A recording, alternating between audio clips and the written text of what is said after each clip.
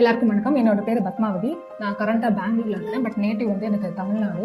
நான் இங்கே ஒரு 2 இயர்ஸாகவே பெங்களூர்ல இருக்கிறேன். எனக்கு 2019 சிவியர் ஹேர் ஃபால் இஷ்யூஸ் இருக்குது. சாரோட ஒரு வீடியோ 2 to 3 இயர்ஸாகவே நான் ஃபாலோ பண்ணிட்டு இருக்கேன். பட் போய் நம்ம பேசலாமா ஒரு வேளை. நான் என்ன நினைச்சேன்னா அவங்களோட நேராக கிளினிக் போனால் மட்டும்தான் பார்ப்பாங்க அப்படின்னு நினைச்சேன். ஸோ சென்னை என்னால் போக முடியாதுங்கிற ஒரு ரீசன்னால டாக்டரோட பேஜை ஃபாலோ பண்ணிட்டு மட்டும் இருந்தேன். பட் அதுக்கப்புறம் தான் எனக்கு தெரிஞ்சது நம்ம வீட்டில இருந்தே நம்மளோட ஃபோட்டோ சென்ட் பண்ணால் அவங்க எல்லாமே நமக்கு அதிலே பண்ணி கொடுப்பாங்கிற தெரிஞ்சதுனால ஒரு ஸ்டார்டிங் ஜூன்ல தான் நான் இந்த மாதிரி ட்ரீட்மெண்ட் ஸ்டார்ட் பண்ணேன். இப்போ பேபி ஹேர்ஸ் பார்த்தோம்னா எனக்கு வந்து ஹேர் ஃபால் எக்ஸ்ட்ரீமா இருந்தப்போ வந்து என்ன ஆயிடுச்சுன்னா எனக்கு நெத்தி வந்து ஏறிட்டே போக ஆரம்பிச்சது.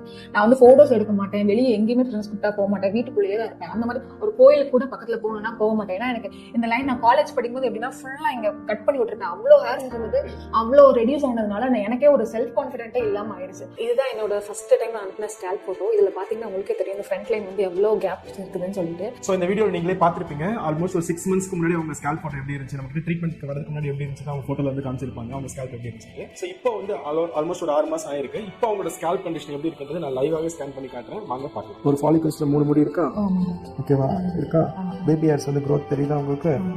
நமக்கு எந்த டெர்மட்டாலஜிஸ்ட்டை போனாலுமே அவங்க நம்ம ஸ்கேல்ப்பை எக்ஸாமினே பண்ணவே மாட்டாங்க. இவங்க வந்து மெயினாக நம்மளுக்கு பண்ணுறதே வந்து நம்ம ஸ்கேல்ப் எக்ஸாமின் பண்ணி அதில் என்ன இஷ்யூ இருக்குதோ அதுக்கு ஏற்றாப்புல தான் நமக்கு ப்ராடக்ட்ஸே கொடுக்குறாங்க. ஸோ நீங்கள் தாராளமாக நம்பலாம். எப்போ என்ன கொஸ்டின்ஸ் உங்களுக்கு என்ன டவுட் இருந்தாலுமே உடனே கிளியர் பண்ணிடுவாங்க. அதுதான் ப்ளஸ் உங்களுக்கு ப்ராடக்ட் வந்து ரிசீவ் ஆயிடுச்சா அப்படிங்கிறத அவங்க கன்ஃபார்ம் பண்ணிடுவாங்க.